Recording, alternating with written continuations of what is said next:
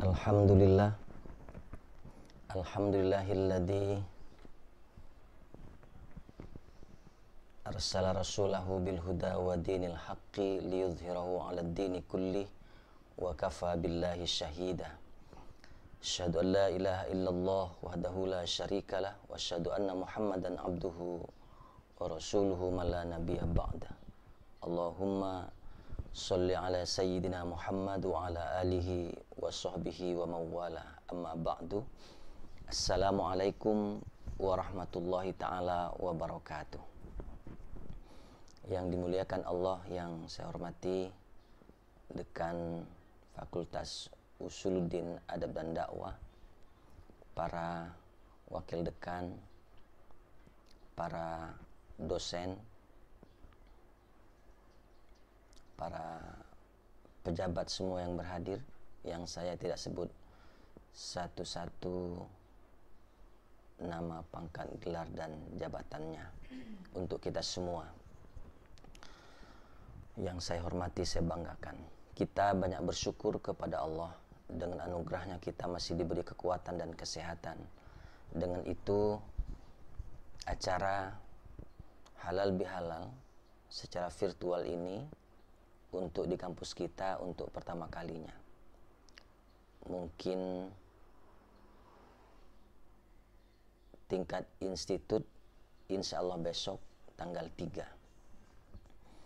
Mengiringi syukur itu, sholawat dan salam kita persembahkan ke hadapan ikutan kita Muhammad Rasulullah Sallallahu Alaihi Wasallam yang mengeluarkan umatnya dari kegelapan kepada yang terang benderang. Momen Ramadan itu nanti adalah realnya tentang ucapan mengeluarkan umat dari kegelapan kepada yang terang benderang. Kiranya Allah mengizinkan sedikit kita sampaikan tentang apa yang gelap itu, yang selama ini hanya menjadi materi mukaddimah pembukaan saya. Bapak Dekan dan para pejabat yang berhadir, saya ucapkan terima kasih atas semua aktivitas yang saya dapat memonitor dari informasi-informasi berupa berita dan lain-lain yang di-share di grup-grup ataupun kepada pribadi saya. Ini sebenarnya materi yang baik untuk para mahasiswa kita dan stakeholder yang lain, bahwa pandemi ini adalah tidak membuat apa yang mereka sharingkan ke negara berupa UKT itu sia-sia. Hanya satu saja layanan kita yang tidak terlaksana secara piece to piece, yaitu pendidikan dan pengajaran ranah 1. Itu pun dilaksanakan oleh para dosen, oleh kita semua. Nah, oleh karena itu pada rapat kami pimpinan PTKIN tentang beberapa usulan mahasiswa terkait UKT itu akan dikeluarkan KMA-nya dengan syarat-syarat tertentu. Sebab perawatan kampus dan lain-lain, termasuk gaji dan honor para tenaga kampus itu tidak absen atau tidak loss, tetap terbayar. Itu sebagai sambutan saya terhadap dan respon saya kepada kegiatan yang ada di Fuad. Nah, saya pikir teman-teman juga tidak berkurang komitmennya oleh karena pandemi ini. Sebelumnya saya mau minta report. Suara saya bagaimana? Terdengar baik? Baik. Saya lanjutkan sambutan ini sambil kita sharing ya. Kalau bahasa Pak Kiai Harjani itu tausiah. Sharing saja kita tentang sambil sharing pengetahuan tentang hubungan Ramadan dengan Idul Fitri dan Syawal. Kita sambil nanti di dalamnya selipkan bincangan tentang tugas kita di kampus kita. Pak Dekan dengan para pejabat yang berhadir, para dosen, adik-adik mahasiswa. Saya dengar tadi ada Dema ya, Dema Fuad. Apa Dewan apa? Ya. Iya, dan yang lain. Baik. Ada 50 orang yang hadir. Di Facebook live juga. Oh iya, iya, baik. Bapak Ibu sekalian, kita berharap sebagai abdi negara, Ramadan itu punya pengaruh yang positif terhadap kinerja kita. Nah, saya membaca beberapa teks, ternyata kinerja hati itu sangat terkait dengan kinerja fisik. Di surah tadi yang dibaca itu diantara instrumen penting. Ya, itu surah Al-Baqarah ayat 133 sampai 134.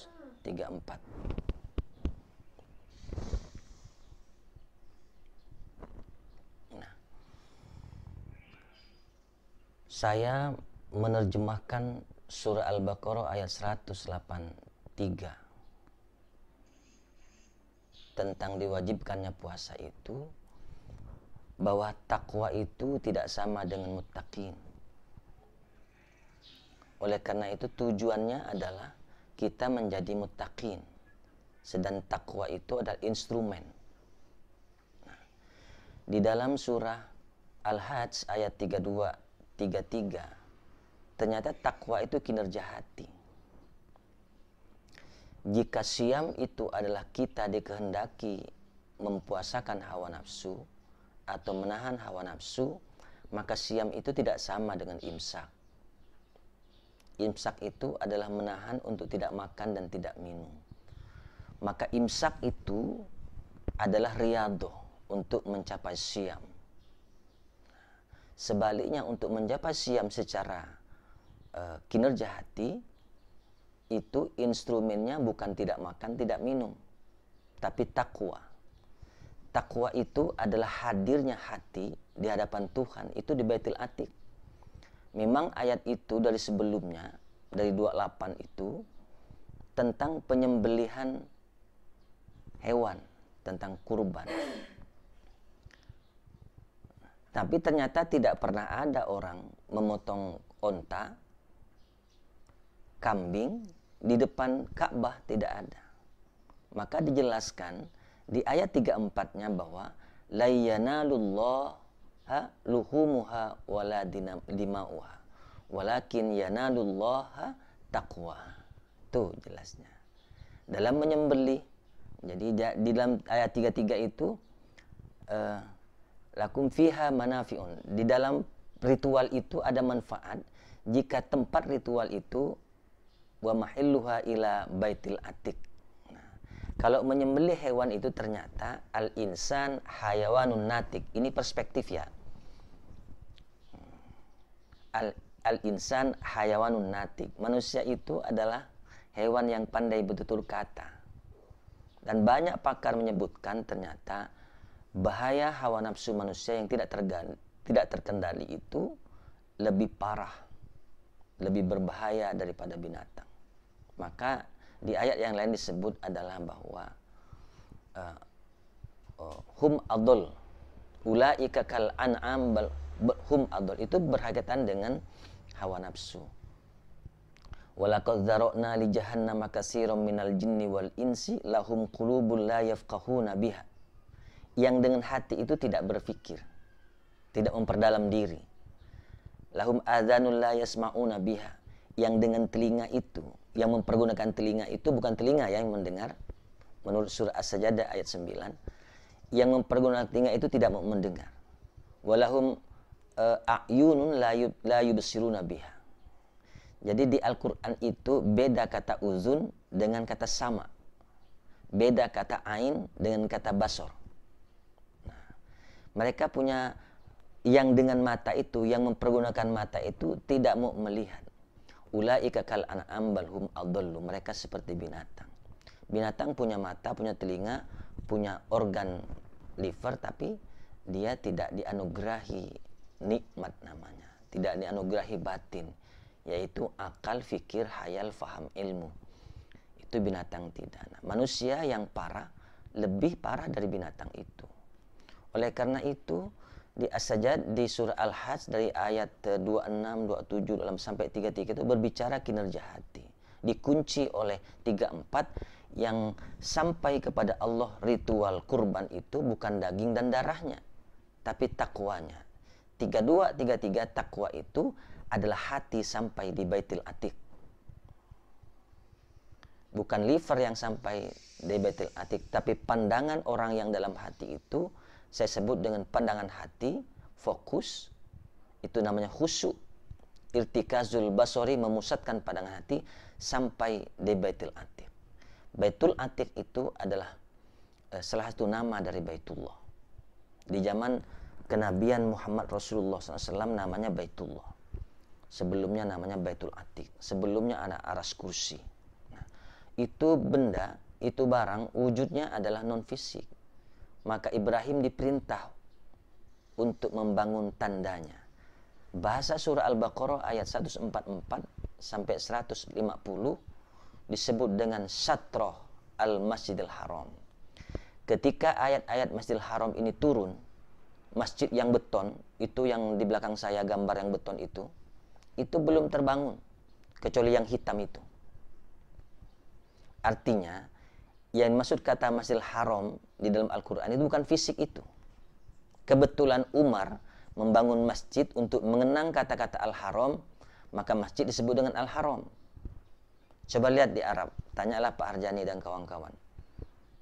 Ketika orang menawarkan taksi dari Jeddah ke masjid itu tidak Masjidil Haram, enggak, tapi haram gitu. Maka disebut Khadimul Haramain. Ya, pemilik, penguasa, perawat, pembantu dua tempat yang dimuliakan oleh Allah. Jadi Masjidil Haram, tempat sujud yang mulia, itu termasuk wujud yang gaib. Maka satrohu itu adalah pancang bahasa Pontianak. Bendanya adalah Ka'bah. Jadi al-khusyu itu adalah irtikazul basori, memusatkan pandangan hati. Harus ada satu titik. Kalau tidak ada satu titik, tidak terpusat, berkeliaran kemana-mana. Dalam sembahyang bisa aja Pak Ian itu kiblatnya ke Pelamboyan misalnya. Ya, karena ada satu titik tadi. Allahu Akbar. Tidak ada satu titik yang ditahu mana harus dipusatkan. Tidak khusyuklah dia. Ntar ke Pelamboyan. Ntar si Ulia balik kampung. Ntar Didi pergi ke Pasulu gitu misalnya. Hatinya gitu. Nah, ingat surah Toha 14, apa yang kau ingat dalam sembahyangmu itu Tuhan yang kau sembah. Hati-hati. Maka saya bilang, kita boleh tidak ngerti bahasa Arab. Kita boleh tidak jadi filosof. Kita boleh bukan profesor, bukan syekh. Tapi kita tidak boleh tidak tahu tentang bagaimana memusatkan pandangan hati. Karena itu yang sangat difokuskan oleh Rasulullah. Apa hubungannya dengan Ramadan? Nah, ternyata kalau imsak itu adalah riadoh, latihan bagaimana hati menahan diri supaya kita tidak bertindak dan berkata dengan hawa nafsu. Latihannya seperti menahan tidak makan dan tidak minum.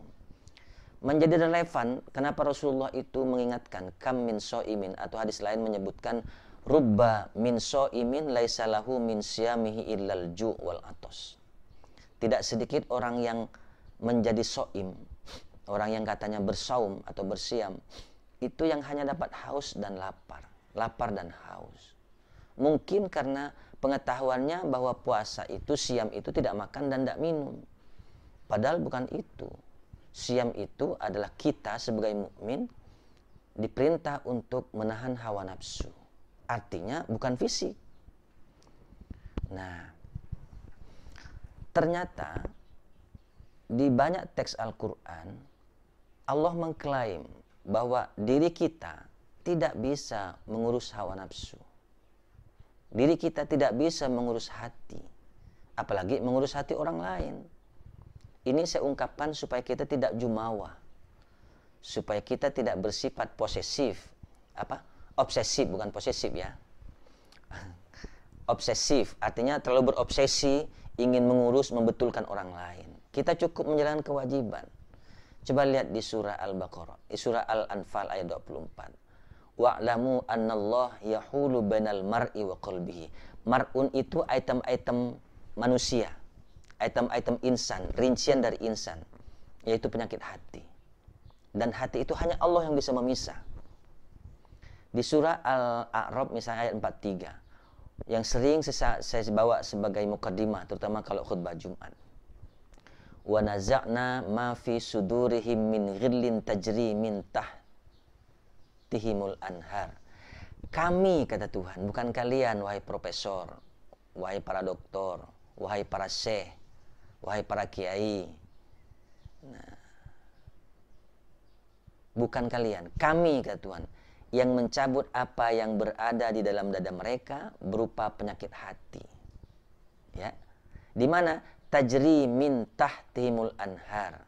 Di tempat yang di bawahnya mengalir sungai-sungai. Di mana itu? Itu di Baitul Atiq, di Baitullah.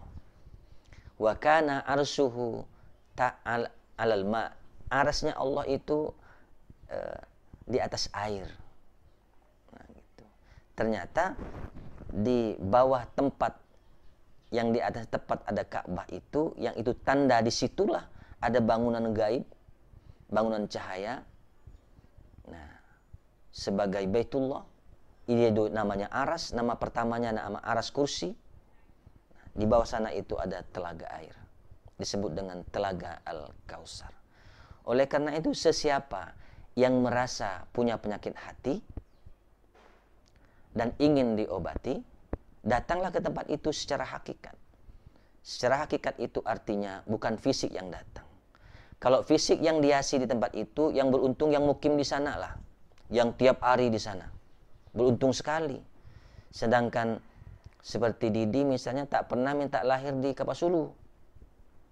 Saya juga tidak pernah minta lahir di Ketapang. Saya juga tidak pernah minta ditakdirkan tinggal di Pontianak. Allah lah yang mentakdirkan saya dan kita semua tinggal di Pontianak. Kalau fisik yang diasi oleh Allah, rugilah kita ini. Maka kata beliau, innallah la yanzuru ila suwarikum wala ila amwalikum. Hadis lain, wala ila a'malikum walakin yanzuru ila qulubikum wa niyatikum. Allah mandang hati dan niatmu. Apa niat itu? Niat itu hadirnya hati di kiblat. Kalau lafaz niat itu tidak sama dengan niat usolli fardhu zuhri arba'a raka'atin mustaqbilal qiblati. Itu yang penting. Kalau muka ini tak sampai ke kiblat, terpentok dinding, tak nyampai mata kita itu. Coba terawang oleh Didi ke Pasulu, kelihatan tak? Tidak kelihatan, terhalang oleh laptop di depannya, oleh HP di depannya. Coba hati yang pandang, nyampe. Kalau setnya itu di dapur atau di apa namanya di sungai itu, Didi? Lanting. Di mana? Coba sekarang yang Anda juga tidak di dalam WC, pandang ke dalam WC sana, kelihatan kalau klosetnya duduk atau jongkok, warnanya apa. Nah, pandangan hati ini yang dianggap oleh Allah. Jadi siam itu instrumen utamanya takwa, bukan takwa itu tujuan. Tujuannya menjadi orang muttaqin. Jadi Didi, kau pergi ke Kwasulu, mudah-mudahan kau dapat bis ya. Nah, itu istilahnya itu.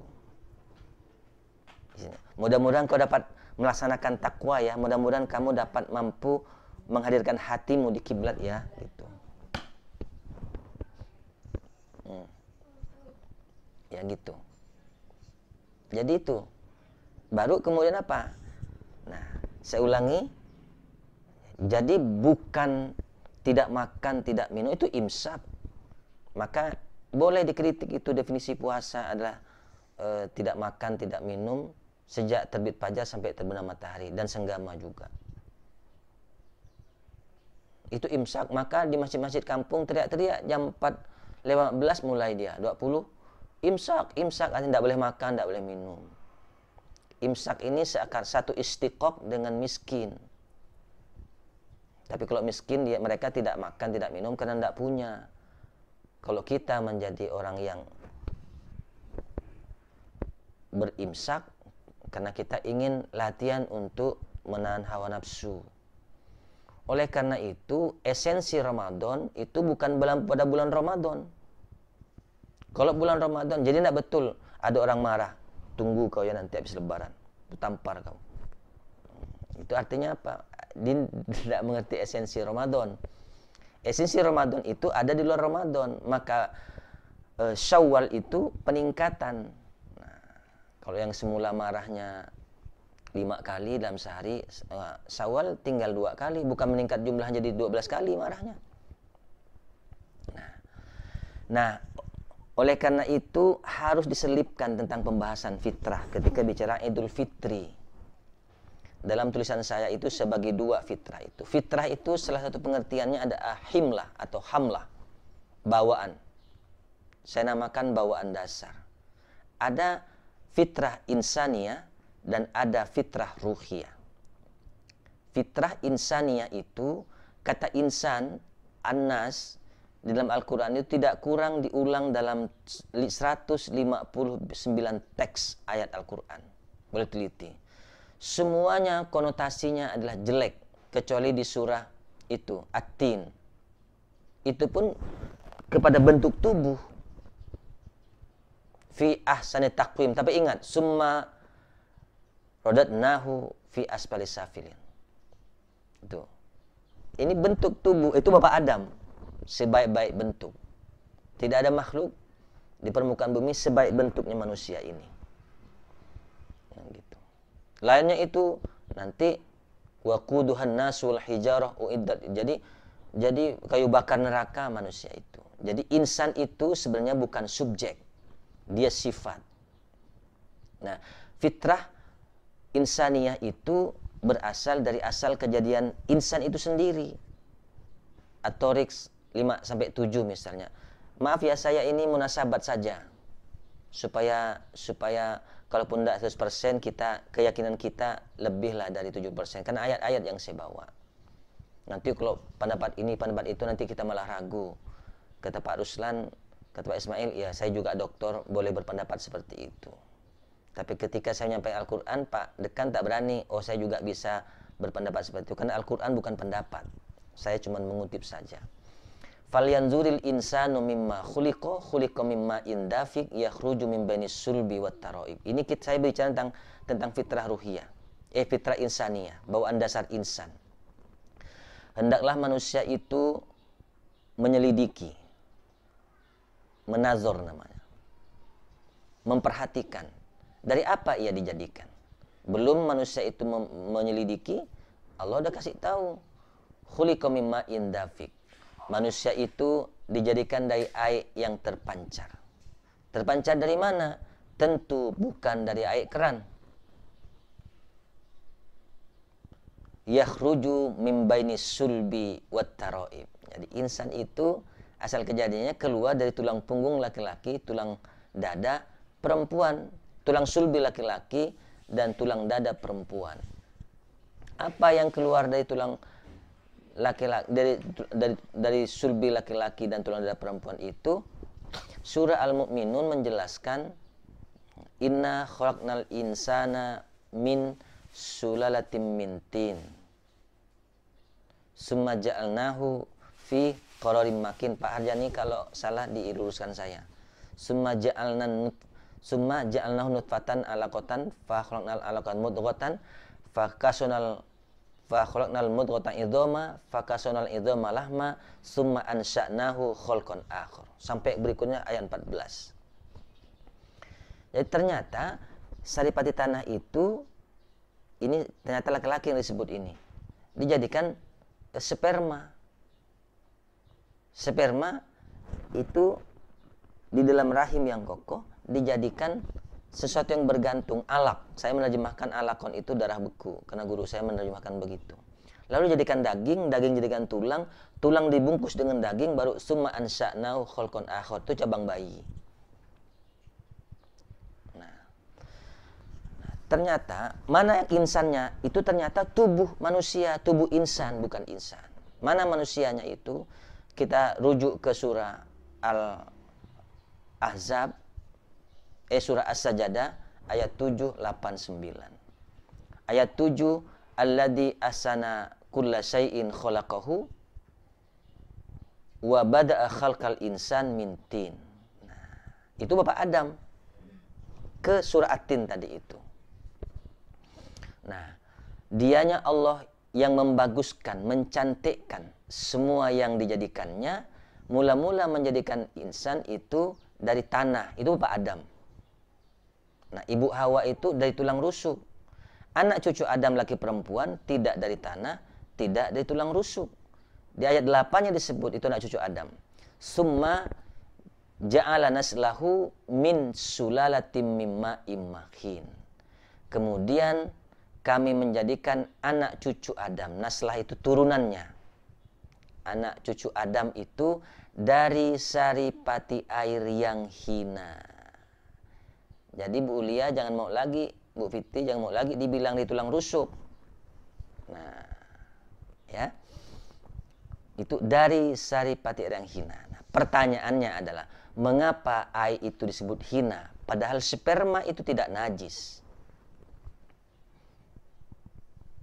Semua kitab fikih mengatakan sperma tidak najis. Sperma dipegang tidak membatalkan wudhu dan tidak wajib bersuci. Tapi ketika mengeluarkan sperma itu wajib mandi dari ujung rambut, ujung kaki. Disebut min sulatim mimma immahin. Kenapa? Jawablah kalau bisa oleh para ahli fikih. Saya yakin tidak bisa dijawab. Mengapa disebut air yang hina? Hakikatnya adalah bukan sperma itu yang hina.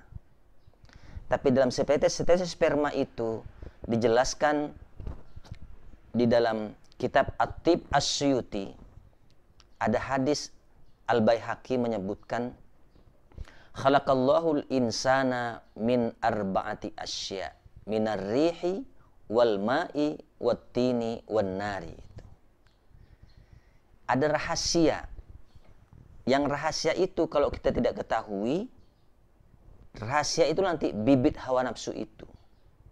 Yang kalau kita tidak ketahui rahasianya, rahasia apa? Rahasia untuk mengendalikannya, maka kita itu siapa? Di surah As-Sajdah itu ayat 9-nya. Summa ja'ala summa sawwahu wa nafakha fihi min ruhihi wa ja'alakumus sam'a wal absara wal afidah qalilan ma tashkurun. Jadi di Al-Baqarah di As-Sajdah ayat 9 ayat 789 ini menjelaskan, pertama, membedakan insan dan ruh. Yang kedua, insan itu adalah pasif, tidak sempurna. Oleh karena insan itu bukan subjek. Insan itu sifat. Siapa subjeknya? Untuk menyempurnakan kejadian manusia. Siapa manusia itu? Adam dari tanah, Ibu Hawa dari tulang rusuk, anak cucu Adam dari saripati air yang hina, yang terpancar dari tulang sulbi laki-laki dan tulang dada perempuan. Untuk menyempurnakannya Allah tiupkan ruh kemana? Ke dalam jasad, ke dalam tubuh manusia itu. Maka Al-Quran sangat membedakan. Insya Allah dengan izin Allah sangat saya dapat menyampaikan, bukan menjelaskan, menyampaikan penjelasan perbedaan jasad, kemudian jasmania dan bashar. Di buku terbaru saya yang akan terbit, Menapaki Arah Ma'rifat, saya jelaskan mengenal jasad, jasmania dan bashar. Itu. Jadi yang subjek itu ruh, yang dikasih penglihatan, pendengaran dan rasa itu ruh, bukan manusia, bukan tubuh manusia. Bagaimana membuktikannya? Di surah Az-Zumar, surah 43 ayat surah 39 ayat 43, Allahu yatawaffal anfusa hina mautiha wallati lam tamut fi manamiha. Allah itu mewafat. Jadi di Al-Quran itu beda kata mata atau al-maut dengan wafat. Kalau mata itu mati, wafat itu adalah ruh itu ditahan. Anfus di situ adalah diri, bukan jiwa. Jadi nafsun itu diri. Allah menahan diri. Siapa diri? Itu subjek. Siapa subjek? As-Sajdah 9 itu ruh. ruh yang dikasih penglihatan, pendengaran, dan rasa. Nah, pada waktu kematian dan waktu tidur, ruh itu dicabut oleh Allah, dipisah dari tubuh.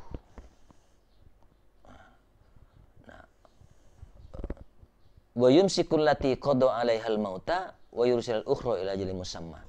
Ditahannya betul orang yang telah ditetapkan kematiannya, dan yang lain yang belum ditetapkan kematiannya dikembalikan lagi ke dalam tubuh ila ajalin musamma, sampai waktu tertentu nanti ditetapkan juga kematiannya. Apa relevansinya? As-Sajadah mengatakan yang dikasih penglihatan, pendengaran, dan rasa itu ruh. Nah, ketika ruh dicabut, nah perhatikan orang ruh yang dicabut itu karena mati atau karena tidur.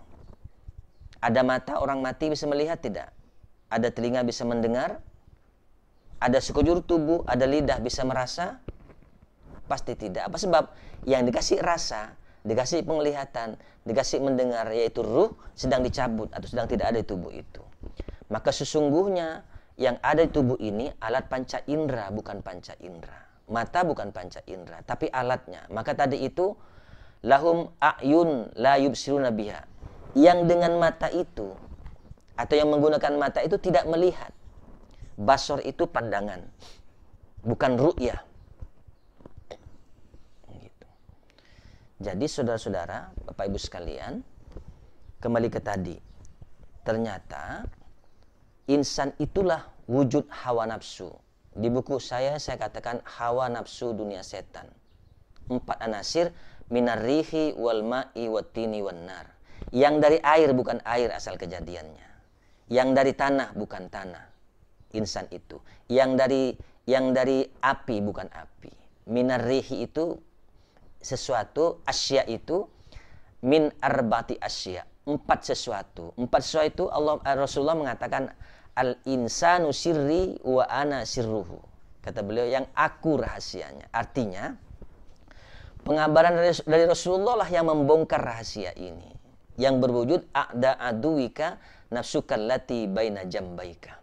Musuh yang patut, yang perlu kau perangi itu bukan Amerika, bukan teroris, bukan yang lain-lain, tapi nafsumu yang berada di antara kedua lambung, masuk dalam tubuhmu sebatang itu. Apa itu?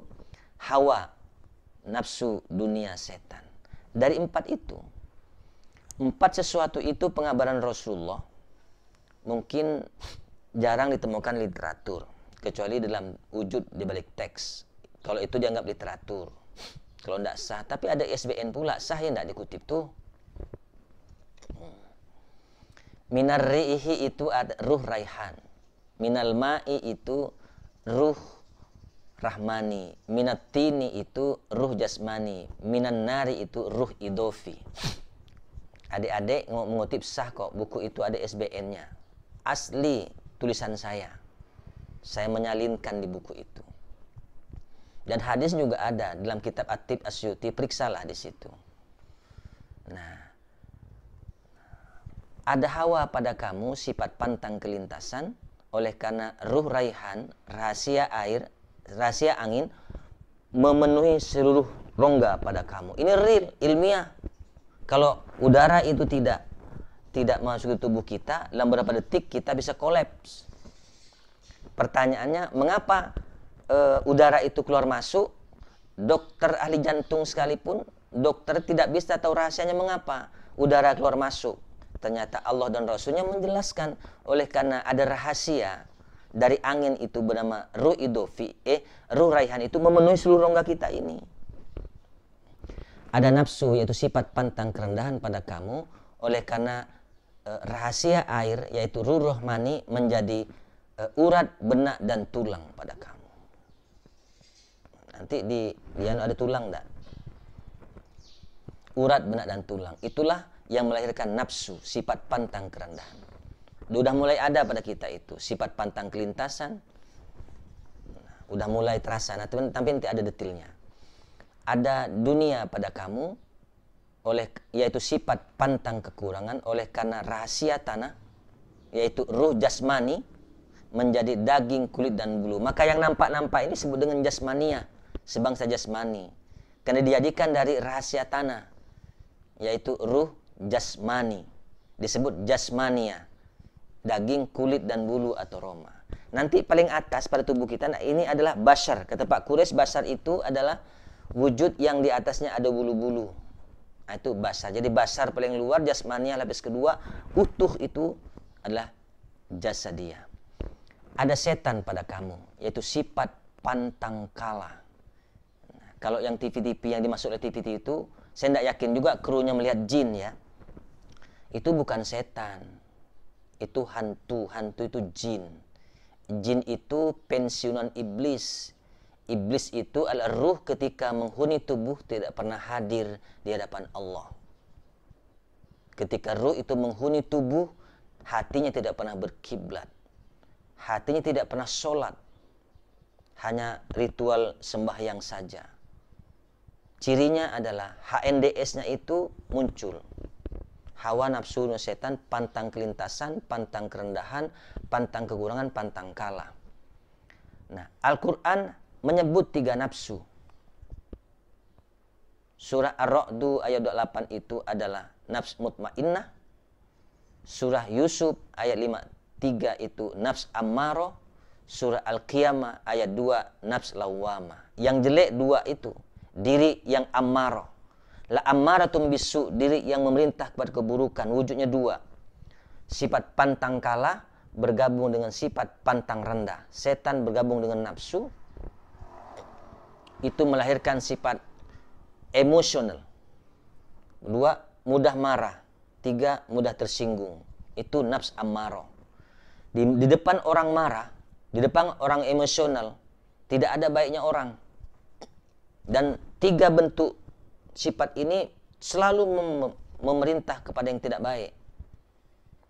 Semua orang di matanya buruk. Nah, itu. Lalu itu nafs ammarah. Lawamah mana? Itu bergabungnya sifat pantang kelintasan dan sifat pantang kekurangan dunia. Dan hawa itu melahirkan sifat ajib, ejbun, ujub. Takjub akan dirinya. Dialah yang pinter, dialah yang jago. Nah, dialah yang segalanya, dialah yang punya peran. Itu ajib. Takjub akan dirinya. Dialah yang darah biru, orang lain hitam darahnya. Dia yang turun ini, turun itu. Padahal Sayyidina Ali, orang paling dekat dengan Rasulullah, mengatakan, laisal fata may yaqulu kana abi, walakinnal fata may yaqulu ha anadha. Kata Ali begitu. Bukan seorang pemuda yang hanya mengatakan, oh itu kakekku tuh, dia raja tuh dulu tuh. Oh dia darah biru tuh. Nah, itu bukan pemuda itu, kata Sayyidina Ali. Pemuda itu yang mengatakan, ini aku. Nah, gitu. Ini diriku apa adanya. Mengandalkan dirinya. Tentu orang yang ajib ini, yang ujub bangga diri, takjub akan dirinya, dia mengharapkan pujian dari manusia. Maka riya ujungnya. Show only, pamer saja. Itulah awal orang takabbur namanya. Takabbur ini takabbaro, membesak-besakkan diri, memakai sifat Tuhan. Nanti ketika orang tidak memuji dia, kalau dia tampil dengan segalanya, muncul irinya. Hasadnya muncul. Iri itu sifat yang tidak enjoy akan kelebihan dan keberhasilan orang lain. Nanti muncul sifat berikutnya itu dengki. Dengki tidak sama dengan iri. Dengki itu sudah lebih nyata lagi daripada iri. Itu perbuatan yang tidak baik berlandaskan keiriannya itu. Apa bentuknya nanti? Menghasut orang, menfitnah orang. Menghasut orang itu mengundang orang presentasi depan orang lain supaya orang itu senada dengan dia. Dengan yang apa iriin, yang dia iri itu di kepalanya kepada orang lain tuh, dia ngajak gotong royong dia. Nah, nanti udah senada orang itu, dapat kru dia, baru menfitnah namanya. Nah, itu berbahaya. Jadi menghasut, menfitnah itu berbahaya. Nah, gitu. Ujung-ujungnya apa? Nah, ini kejadian betul di kampus kita itu. Mohon maaf ya, bukan di internal. Ujung-ujungnya apa? Ujung-ujungnya lui. Ada sifat tamak loba. Tamak. Memang kadang karena itu orang bisa iri. Nah, ini sifat dari lahir di sifat pantang kekurangan tadi, sifat dunia. Tamak loba. Itulah semuanya orang sombong. Ada 13 maksiat batin. Itulah hawa nafsu yang saya namakan dengan hawa nafsu, yang singkat dengan induknya hawa nafsu dunia setan. Nah, ini sebenarnya yang ditarget oleh Syam itu. Modalnya apa? Takwa. Takwa itu apa? Hadir hati di Baitul Atiq. Pandangan hati. Untuk apa? Tentu untuk diintervensi oleh Allah. Karena Allah sudah mengklaim, bukan para dosen kepada mahasiswanya yang bisa betulkan hati. Bukan para kiai kepada santrinya. Bukan pendakwah kepada jamaahnya. Bukan profesor kepada kliennya. Bukan syekh kepada pengikutnya. Bukan. Kami, kata Tuhan, bukan kalian. Barang siapa yang menginginkan dirinya, anak dan istri atau keluarganya, kolega dan tetangganya, ingin baik, bebas dari penyakit hati yang tadi itu, kenalkanlah dia cara khusyuk, cara menghadirkan hati di hadapan Allah. Tidak susah. Yang susah itu sifat egois tadi, yang pantang kalah, pantang kerendahan tadi itu yang susah. Tidak mau dikabarkan orang. Ujung sembahyang hatinya ke pemboyan, pilih udang dan kembung di sana. Ujung-ujungnya balik kampung, menjala di sana. Tidak percaya, bolehlah sembahyang nanti. Tak usah mustaqbilal kiblati. Nah, ujung-ujungnya apa? Dalam sembahyang bikin makalah. Dalam 5 menit sudah dapat 40 halaman. Sampai ke konklusinya. Yaitu. Tidak payah sebenarnya memusatkan pandangan hati itu. Kenapa? Allah sudah memerintah kepada Ibrahim untuk membangun tanda kiblat itu. Jadi satroh itu pancang, tanda. Bahasa Jawa Timur itu tetenger. Bahasa Pontianak pancang. Tepat di posisi yang ada Ka'bah, ada hubungan cahaya. Ini pengalaman para aulia anbiya dan pengalaman orang yang diizinkan oleh Allah dan Rasulnya untuk bertemu dengan beliau di sana. Bukan Allah yang temui, tapi wasilahnya Allah yang ditemui di sana. Kalau tidak, mana bisa bercerita?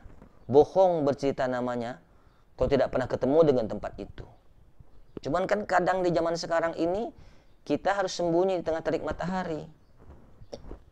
Kalau dikabarkan pun, tidak percaya. Gitu. Nah gitu. Di sana kata beliau, kalau engkau inginkan inspirasi, datanglah ke sini. Nak.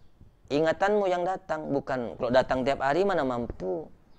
Itulah makna dari surah Al-Baqarah ayat 152.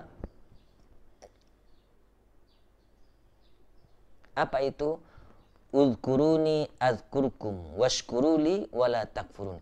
Ingatlah aku, maka aku mengingatkan engkau. Akan mengingatkan engkau. Jadi bukan Allah ingat kita. Emang siapa kita? Allah ingat kita. Yaitu yang pertama itu lazim, yang kedua itu muta'addi. Apa ini akan diungkap? Hati ini diingatkan. Karena sudah dibersihkan, dibikin ingat dia. Itu ada adik mahasiswa. Seringlah sholat. Bersolawat kepada Rasul. Bangun tahajud. Belajar malam-malam. Iya. Hati kita diingatkan. Oh, ternyata tengiang-ngiang Pak Ismail ceramah begini di kelasnya. Oh, teringat dia. Tak perlu baca buku akhirnya. Ngandalkan baca buku, ayolah. Kita taruhan yuk. Tak boleh taruhan ya. Kita yang doktor pun lah. Kalau tidak baca ulang, tidak ingat buku tu, ayolah. Bolehlah. Kalau malamnya tidak baca, tidak akan bisa ngajar, Pak. Karena ngandalkan buku. Coba ngandalkan sini. Minta diingatkan oleh Allah. Bukankah dia Al-Alim, beliau. Dia mengingatkan. Dia yang ngasih ke sini. Jadi udkuruni adkurkum, bentuknya syukuri dia. Jadi de aulia di dalam Al-Qur'an itu kebanyakan semua teks tentang nikmatnya cuma mufrad, hanya satu yang jamak. Untuk menjelaskan sesungguhnya adalah kita itu hanya mendapat satu nikmat. Nikmat itu anugerah. Rasa itu zat itu nikmat. Maka nikmat beda dengan fadlun atau karunia. Makanan itu bukan nikmat, tapi karunia Allah. Ya kan? Sehat juga bukan nikmat, tapi karunia. Fadlun atau fadoil. Itu surah Al-Jumu'ah ayat 10-11. Fa'idha qudiyatis sholatu fantashiru fil ard wabtaghu min fadlillah. Bukan wabtaghu min nikmatillah, tidak ada. Maka nikmat itu nanti sandingannya pasti dengan kufur. Maka syukuri nikmat, syukuri anugerahku dalam hatimu itu. Jadi kepada ruh itu disertakan nikmat. Itu nanti disebut dengan fitrah ruhiyah. Kita sedang membahas fitrah insaniyah. Intinya adalah untuk kembali ke fitrah itu, fitrah diri, yaitu fitrah ruhiyah. Berupa apa? Siddiq, amanah, tabligh, fatonah. Sifat baik, jujur dalam hati. Siddiq, selalu berkata jujur. Mau contoh? Nah, ingatlah seminggu yang lalu. Tahu saya kabarkan dengan saya. Apa yang kita buat dalam seminggu ini? Umpama ada yang kita lakukan sesuatu yang tidak baik, orang lain tidak tahu. Anak, istri, suami tidak tahu. Di sini tahu enggak? Di sini tercatat di sini. Nah, di sini tercatat di sini. Itu bukti bahwa kita itu membawa sifat jujur sini. Sifat baik. Kenapa? Karena dia amanah Allah. Zat atau rasa atau nikmat itu amanah Allah di sini. Oleh karena itu ketika saya minta doa untuk mencalon rektor dulu, amanah guru saya adalah, iya nak, saya doakan. Tapi kamu harus tahu bahwa di dalam dada semua orang yang kamu pimpin itu ada amanah Allah. Itu zat atau rasa. Itu nikmat. Jadi kita jadi pemimpin jangan mudah-mudah kemudian menyinggung siapa yang pimpin gitu. Kalau terasa pasti kita tahu kita menyinggung atau tidak. Nah, cepat kita bersyahadat dan minta maaf. Nah, kalau Bapak Ibu sekalian, Pak Dekan merasa tersinggung, jangan diam. Kabarkan ke saya. Nanti saya minta maaf. Karena itu amanah. Nah, jadi dia ini amanah Allah. Maka dia bertabligh. Kalau yang saya saat sekarang ini bukan bertabligh, namanya berdakwah namanya. Bertabligh itu artinya menyampaikan. Apa yang disampaikan? Jejak perilaku kita. Disampaikan kemana? Disampaikan ke sini. Menjadi tulisan, menjadi kitab namanya. Itulah yang diperintah di surah Al-Isra ayat 14. Iqra kitabaka. Kafa binafsikal yauma alaika hasiba. Baca catatanmu, baca kitabmu. Hari ini juga kamu bisa membaca, bisa menghitung dirimu.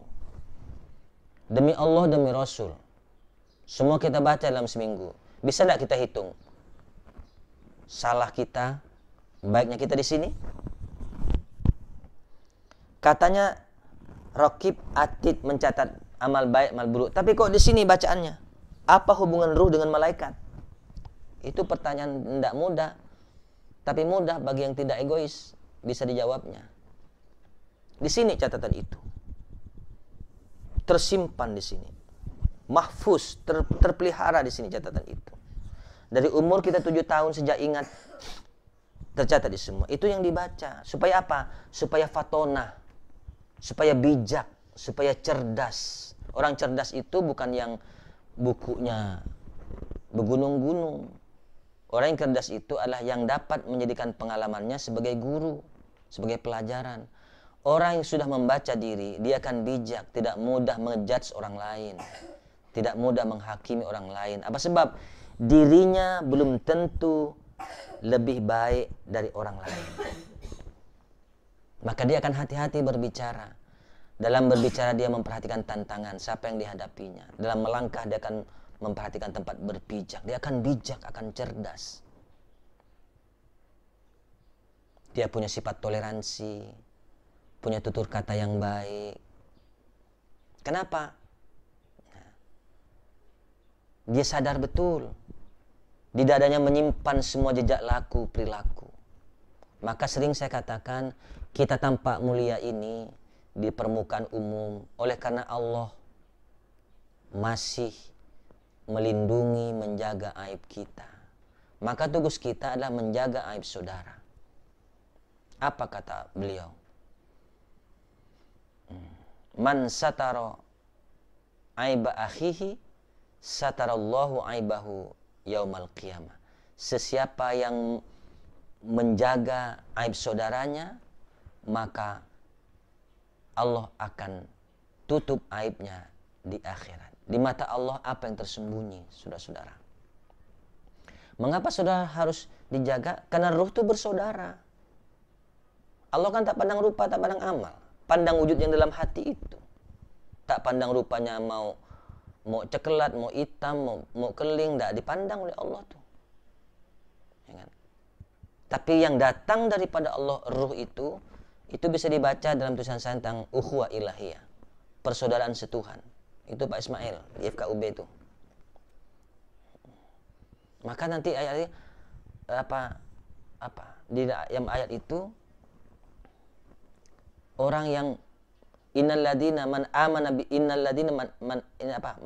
billah, innalladzina bahwa di mata Allah itu nilai orang mukmin yang beriman, orang majusi yang lain-lain, yang beda akidah bukan urusan kita. Nah itu Pak Arjani mohon dipancing ayatnya apa itu. Innalladzina amanu walladzina hadu wan nasara sabi man amana billah, itu syartiyah itu. Artinya apa? Di surah Al-Isra ayat 14 apa? Orang-orang Badui berkata, kami telah beriman, katanya. Kata Rasul apa? Qul lam tu'minu, kalian belum beriman. Ulakin apa tuh? Tapi kamu telah berislam, tapi belum beriman. Karena apa? Iman dalam hati belum masuk. Ya, jadi kepercayaan Allah yang dalam hati itu belum masuk ke tempat asalnya. Nah, ternyata beriman itu kan fi'il ya. Amanu itu menjadi mukmin itu di surah Al-Mu'minun ayat 1 dan 2. Itu orang yang sholat itu disebut orang mukmin, bukan orang ber-KTP. Ternyata ruh, iblis, para malaikat selagi ada di sisi Allah itu mukmin namanya. Sebelum ada tubuh Adam itu nama mukmin, belum terbagi 3. Ya. Apa terbagi 3 itu? Sami'na wa atokna, sami'na wa asoina, wa ma bainahuma. Yang sami'na wa atokna itu malaikat.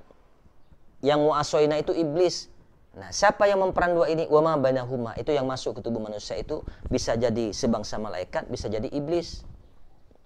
Itu dia. Siapa yang sebangsa malaikat? Yang turut fitrah ruhiyahnya, yang idil fitri.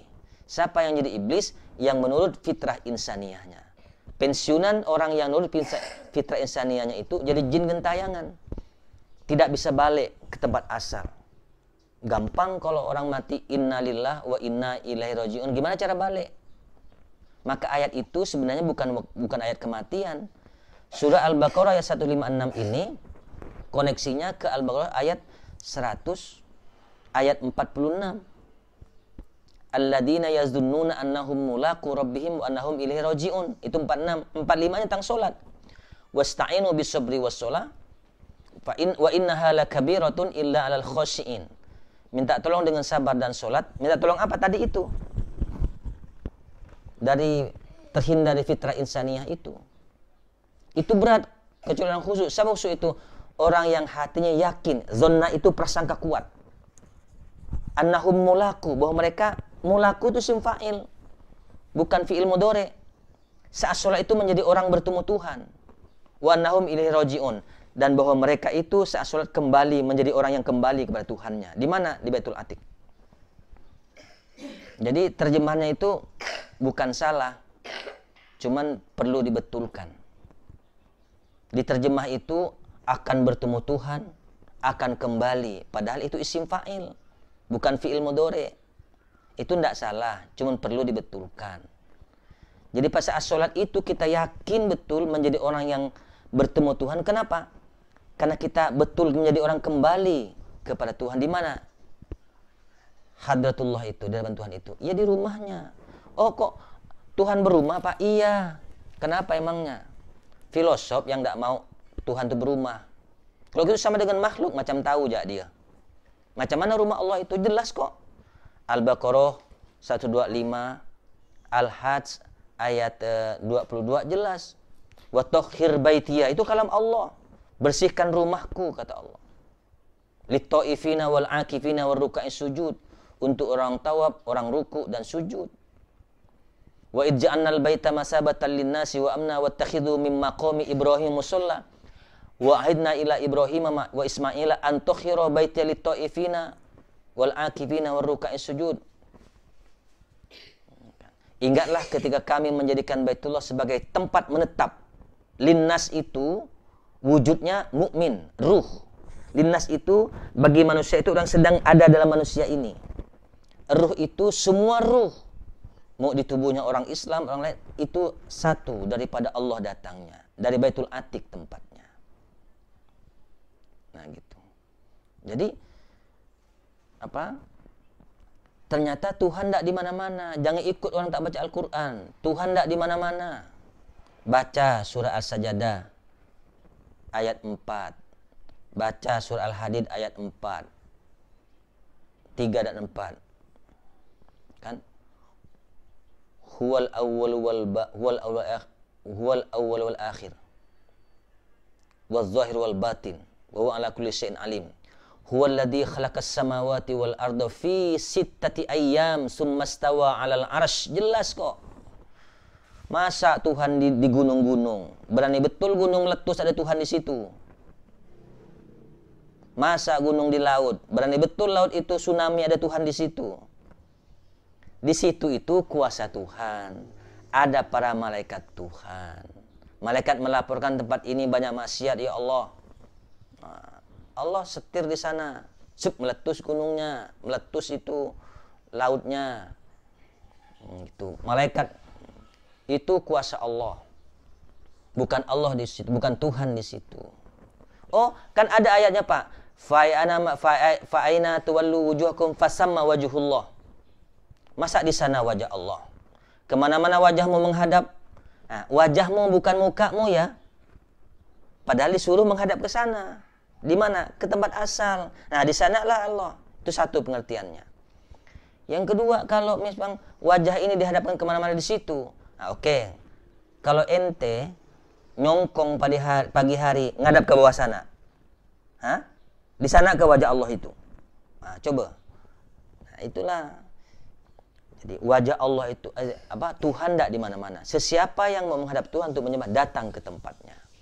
Di tempat itu, ketika datang ke tempat itu, namanya kita melakukan takwa. Orang yang sering betul, coba kita dengar baca buku-buku Pak Kures tentang ketika teks itu diungkap dengan isim fa'il, itu betul pelaku. As-sariqatu was-sariqatu faqta'u aydiyahuma tuh. Betul profesinya menjadi maling. Az-zani waz-zaniyatu, betul-betul profesinya pezina. Nah, gitu. Betul-betul hanya itu dilakukan. Jadi muttaqin, nah kita terakhir mengupas itu endingnya yang dibaca oleh Qori tadi itu. Mengapa hanya empat itu yang dianukan gitu? Karena itu biangnya sebenarnya. Jadi tujuan kita Idul Fitri kembali ke fitrah, sadari. Ketahui dulu yang negatif. Nah, benar enggak puasa kita itu menghindari negatif itu? Kapan mulainya? 1 Syawal kemarin, startnya. Masih kita ikutin enggak hawa nafsu dunia setan itu? 13 maksiat batin itu masih kita perlakuin enggak? Kalau masih, berarti kita tidak berpredikat Syawal. Tidak ada peningkatan, hanya kita melalui bulan Syawal saja. Ya kan? Hanya melalui bulan Syawal saja. Kembali ke fitrah ruhiyah. Baik, jujur, karena sebagai amanah Allah. Nah, senantiasa membaca yang disampaikan oleh dia ini ke dalam sini, baca oleh kita, baru kita bersifat yang lebih baik, fatonah namanya, lebih bijak. Tidak mudah ngejudge orang dan lain-lain. Nah, baik, kita kupas yang terakhir yang dibaca oleh Qori itu. Itu surah Ali Imran ayat 133. Wasari'u ila maghfiratin min rabbikum wa jannatin arduhas samawati wal ard uiddat lil muttaqin. Besar balasannya, surga seluas langit dan bumi. Dijanjikan kepada orang-orang yang muttaqin. Muttaqin itu orang-orang yang betul-betul melakukan ketakwaan itu. Selalu hadir hatinya di Baitul Atiq, itu Baitullah, maka hati diintervensi oleh Allah, diseka. Ya, diseka sini. Antara baik dan buruk. Ditolong hatinya, dikuatkan yang baik. Itulah orang muttaqin. Siapa itu? Alladzina yunfiquna fis sarra wad dharra. Ternyata kalau saya pernah ungkapkan di buku saya itu adalah yang paling diimami oleh setan itu adalah sifat kikir, sifat pantang kelintasan, sifat pantang kekurangan. Maka salah satu latihannya di bulan Ramadan, amaliyah kita adalah al-jud, memperbanyak pemberian. Latihan utamanya adalah tarawih, sholat tarawih. Karena sholat ini bukan ritualistik, sembahyangnya, rukun dan bacaannya. Karena Allah tak pandang rukun bacaan itu. Dalam membaca dan bergerak itu, hati hadir tidak di situ, takwa tidak kita. Nah, maka yang paling diimami itu oleh setan adalah sifat kikir. Dilatih kita dengan memperbanyak pemberian, dikunci dengan fitrah, zakat fitrah, ya kan? Tak sempurna puasa sampai zakat fitrah dikeluarkannya. Maka pun kalau ada orang meninggal di awal Ramadan, itu wajib fitrah. Gitu. Fitrah itu kunci saum. Nah, alladzina yunfiquna fis sarra'i wad dharra'i, memberi, menafkahkan hartanya di jalan Allah, baik dalam keadaan punya maupun tidak punya. Nunggu kaya bila kita mau bersedekah, kan? Tak sedekah-sedekah kita. Maka saya setuju Pak Ustadz Harjani dengan zakat profesi bulanan itu. Kalau di kampus kita ada yang mengkoordinir lebih bagus. Ada lembaga zakat yang kwitansinya bisa ditukar untuk bayar pajak, kan ada. Kenapa kita itu tidak diurus ya? Atau lembaga kita itu bersertifikasi tidak supaya kwitansinya bisa untuk mengganti zakat? Kan nunggu kaya kita bila mau memberi orang, gitu. Ya, terus wal kadhiminal ghaidha, menahan amarah. Tuh. Cirinya orang yang hatinya terpelihara tadi itu dermawan. Lalu dia dapat menahan amarah. Kemudian wal afina anin nas, memaafkan orang lain. Itu ciri hati telah diintervensi oleh Allah, telah diseka tadi, dari fitrah insaniyah telah diseka. Yang dominan fitrah ruhiyahnya, baik, lembut tutur katanya dan lain-lain. Yang payah ini ya gini. Innallah yuhibbul muhsinin. Itu artinya apa? Allah suka dengan orang berbuat baik. Sudahlah kita menahan amarah, memaafkan dia yang bersalah, disuruh berbuat baik kepada yang bersalah itu. Ya kan? Bisa enggak? Kita pernah disakiti, mungkin difitnah atau apa, lalu kita disuruh memaafkan, lalu berbuat baik lagi, dirawat orang itu misalnya. Itu satu kan pernah kan ceritakan Rasulullah, ada orang buta di pojok kota Madinah yang hari-hari itu hanya memaki-maki Muhammad. Setiap hari pula Muhammad itu datang, Rasulullah itu datang, menyuapi dia, ngasih makan, berbuat baik dengan dia. Sehingga ketika Rasulullah wafat, Abu Bakar menggantikannya. Terasa oleh orang itu. Ini siapa katanya? Kok tidak sama dengan yang hari-hari ngasih aku makan? Beda caranya, beda cara tutur katanya. Kemana yang biasa itu? Nah, Abu Bakar mengatakan, engkau tahu enggak yang setiap hari ngasih makan engkau itu siapa? Memang siapa? Itulah orang yang juga setiap hari engkau maki-maki. Itulah Muhammad Rasulullah. Dia meraung nangis. Nah, gitu. Alangkah kalau ini bisa kita terapkan. Nah, kalau ada pernah orang tidak berbuat baik kepada kita, biarkanlah. Hari ini kita sedang didera juga. Ada oknum yang tidak puas dengan kampus. Dan kita tahu betul. Sampai ke tingkat irjen melakukannya. Namanya terang benderang. Itu orang luar. Saya hari ini hanya bisa menyerahkan kepada Allah. Mudah-mudahan Allah melembutkan hatinya. Dibalas juga tidak ada gunanya. Gitu. Pelajarannya adalah kalau bisa kita juga begitu. Gitu. Nah, kita yang telah terawat hati inilah yang berhak menyandang Idul Fitri. Kembali pada fitrah dasar kita. yang baik. Terseka kita oleh Allah dari sikap atau dari sifat atau dari fitrah insaniyah. Kiranya ini menjadi bermanfaat untuk kita, kemudian menjadi ruh atau menjadi batin dari perilaku kita hari-hari. Mari kita terus meningkatkan diri. Ternyata saya rasakan ketika kinerja kita hati baik, tenang, kinerja kerja kita pun ternyata selesai gitu. Saya di bulan Ramadan ini bersyukur kepada Allah. Ya, 400 halaman tebal buku insya Allah selesai teredit. Nah, entah mau digunakan untuk guru besar atau setelahnya, tapi insya Allah terbit. Alhamdulillah teredit semua. Nah, itu mungkin berkah. Mudah-mudahan itu betul tanda hati ini ditolong oleh Allah, sehingga tenang gitu kan. Kalau hari-hari kuncinya kata Rasulullah itu bersolawat. Bersolawat itu bukan sekedar membaca solawat, tidak sama membaca solawat dengan bersolawat. Solawat itu hubungan umat kepada Rasul. Kalau solat itu hubungan hamba kepada Tuhan. Kalau silaturahim hubungan mukmin dengan sesamanya, hubungan ruh dengan sesamanya. Sesama manusia itu namanya silaturahim.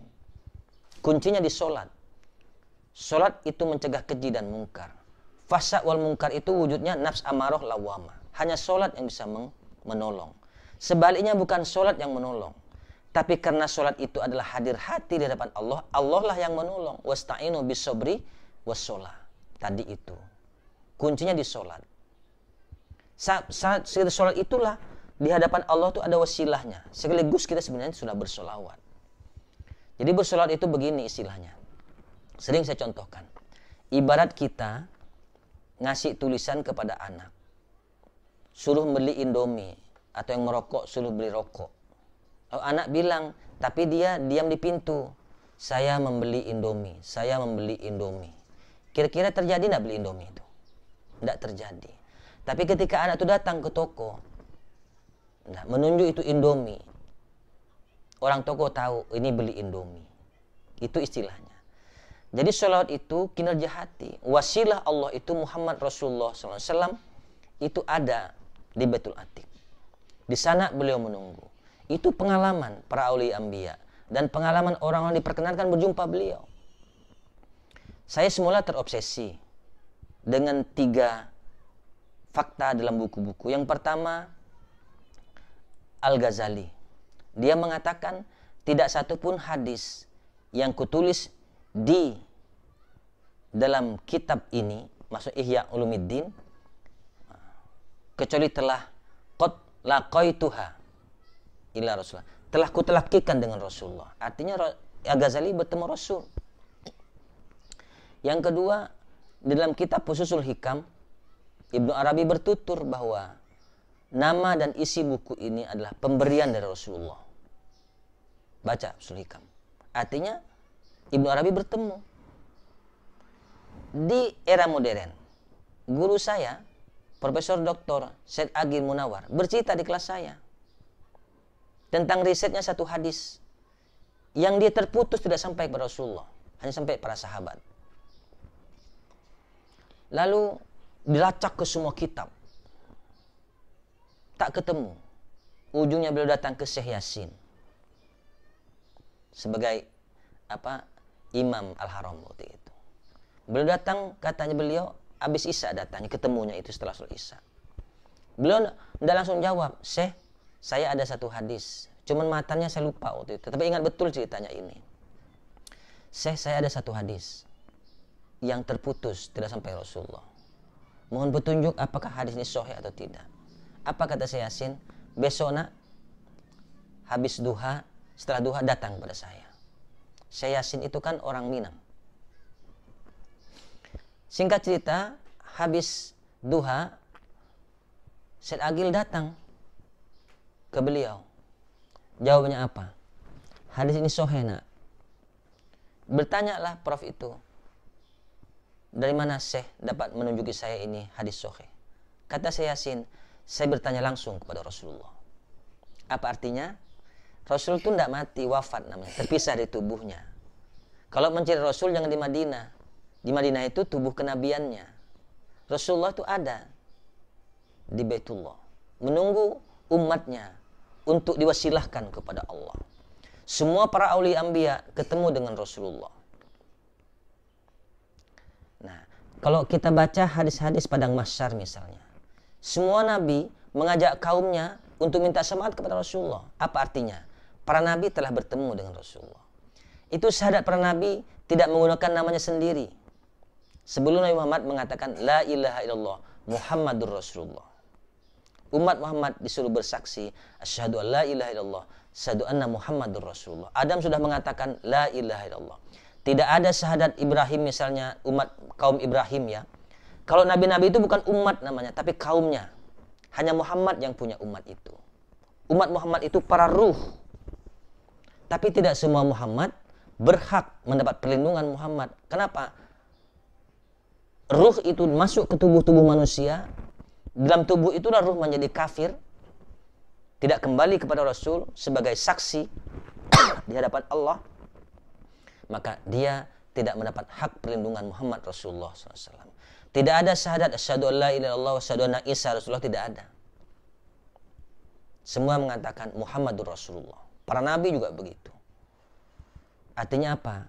Jangan putus dulu oleh Anda bahwa Rasul sudah mati, Muhammad sudah mati, Rasulullah sudah mati. Itu tubuh kenabiannya. Sama seperti ruh. Maka di surah Al-Isra ayat 36, ruh bertanggung jawab.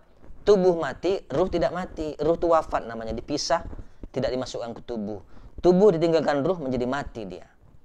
Itu bedanya mata dengan wafat dalam kata Al-Quran. Nah, jadi kalau Anda sudah memutus Rasul mati, ya udah sampai jengking dan ketemu-ketemu. Lalu kenapa di akhir zaman ini kok masih ada juga orang yang bertemu dengan Rasulullah? Bertemu juga dengan tempat yang di situ ada singgasana. Dunia itu cahaya, bukan cahaya seperti ini. Bahkan matahari itu kalah terangnya. Nah, ini tidak pernah ada cerita dalam buku-buku. Tapi mustahil orang yang menyebut ini ada tidak pernah melihat barang itu. Mustahil pula orang mencerita di situ Rasulullah bisa temui begini tidak pernah bertemu dengan Rasulullah gitu. Tapi kalau Anda sudah memutus, maka bicara metodologi Islam, kedepankanlah metodologi Rasulullah. Di Amerika, mohon maaf ya, tidak ada sepotong Rasul pun di sana. Di Barat itu tidak ada. Nabi-nabi tidak ada lahir di sana. Jangan terlalu obsesif kita, kemudian seolah orang Barat yang paling pintar tentang Islam misalnya. Jangan salah kaprah. Ini tugas kita di YN Pontianak. Ya.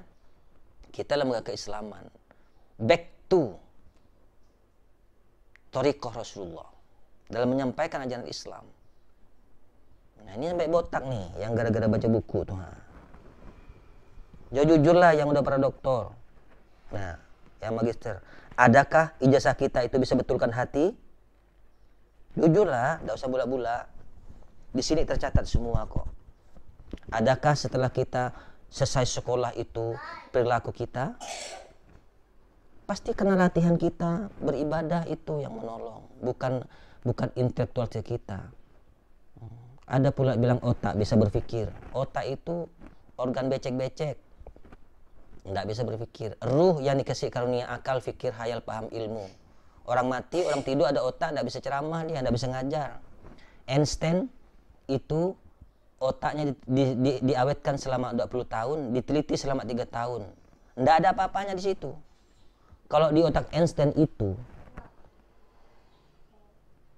masih ada kepintarannya, pasti sudah dipindah ke kepalanya George Bush. Zaman itu kan zaman George Bush ditelitinya. Enggak, bukan otak yang pintar. Ruh yang dianugerahi oleh Allah, batin namanya. Bentuknya akal, fikir, hayal, paham, ilmu. Ruh yang berfikir. Maka bersihkanlah ruh kita. Kita ini, ruh kita. Kita bersihkan diri.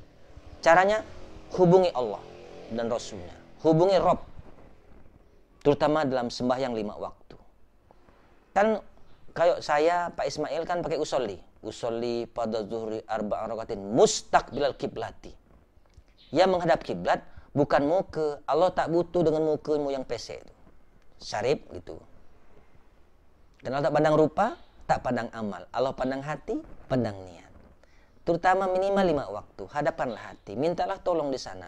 Sama-sama kita minta tolong supaya hati kita diperbaiki. Bukan hati yang diperbaiki. Wujud yang merasa dalam hati itulah yang diperbaiki. Di diri kita sendiri diperbaiki. Tertolong kita. Sehingga apa? Halus. Kita terseka dari fitrah insaniyah. Baru namanya Idul Fitri. Maka kita beliau apa? Laisal id man labisal jadid, walakinal id man taqwahu yazid. Nah, yang takwanya itu artinya yang kehadiran hatinya bertambah di hadapan Allah, itu takwa namanya. Baru jadi muttaqin. Udah jadi muttaqin baru tadi bisa ngamalkan 4 itu.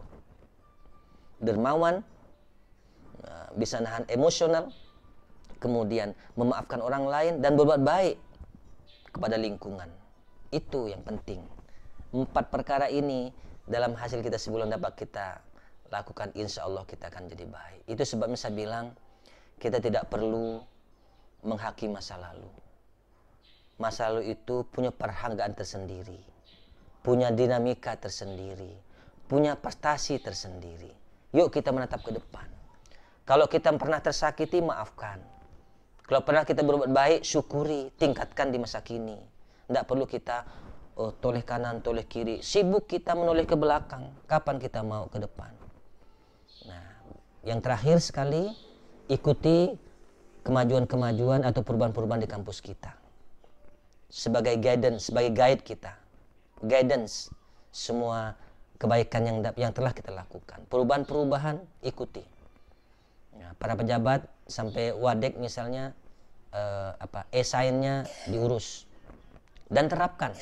Hubungi PTID, itu yang terbaru. Sehingga kita Januari 2021 launching Smart Campus. Mulai inventarisir dosen-dosen yang belum mendapat alih teknologi dari kemajuan-kemajuan, di guidance. Harus menggunakan itu semua. Daring satu saat tidak hanya karena COVID. Para pejabat ke luar negeri tidak ada halangan, ya kan? Bisa mengajar dari luar. Pejabat luar negeri tidak ada halangan untuk beradministrasi, kedatangan juga bisa dari HP, bisa dari tab, dari laptop, ya kan? Artinya apa? Ini ikhtiar mungkin supaya kita tidak terlalu banyak alasan untuk mangkir dari kinerja kita. Saya ucapkan terima kasih Pak Ismail dan kawan-kawan. Fuad sudah mendapat kemajuan yang signifikan menurut saya. Nah, kiranya menjadi sesuatu yang dilihat oleh teman-teman yang lain. Pantau, terutama hak-hak mahasiswa. Ujian skripsinya, ujian kuliahnya, ujian proposalnya, lakukan dengan daring. Hari ini tidak ada halangan. Sekali lagi jangan karena COVID hak mahasiswa terabaikan. Hanya wisuda belum tentu kita lakukan secara fisik. Tak mungkin pula wisuda kita daring pula kan, secara secara online pula kan. Gimana pula di rumah orang pakai bertugas seorang-seorang. Nah gitu. Mudah-mudahanlah new normal ini ya, kita ikuti protokoler COVID-nya, himbau ke kampus pakai masker semua, di semua fakultas kasih air, kalau perlu di semua ruang prodi itu kasih air, cuci tangan, nah gitu, masker. Namanya kita lengkapkan langkah untuk ikhtiar.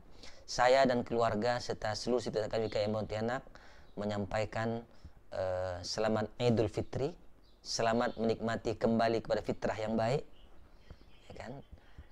Tentu saya sebagai manusia, keluarga kami juga sebagai manusia, tak luput dari khilaf dan salah. Kenapa? Al-insan mahul khoto' itu jelas tuh.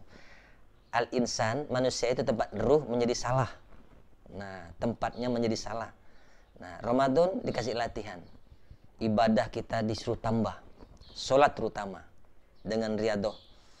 Qiyam Ramadan sebagai pengganti Qiyamul Lail. Mudah-mudahan Qiyamul kita setelah Ramadan juga seperti Qiyam Ramadan yang kita lakukan. Mohon maaf zahir dan batin, besar kecil, sengaja tidak sengaja, mohon dimaafkan. Kita loss 0 to 0 ya. Maaf lahir batin. Sementara begitu, nah kalau ada yang mau tanyakan boleh satu pertanyaan. Pak Ismail itu siapa? Tentang apa? Kebijakan itu apa? Ini yang hadir 54 orang ya. Gimana? Iya, 54 orang. Nah, kalau tidak ada saya akhiri ya. Terima kasih atas perhatiannya, Pak Ismail, Pak Harjani dan kawan-kawan. Mohon maaf jika ada penyampaian yang kurang berkenan di hati. Nah, mudah-mudahan yang baik bermanfaat untuk kita perilaku bersama. Wabillahi taufiq wal hidayah, wallahul muwaffiq ila aqwamit thoriq. Wassalamualaikum warahmatullahi taala wabarakatuh.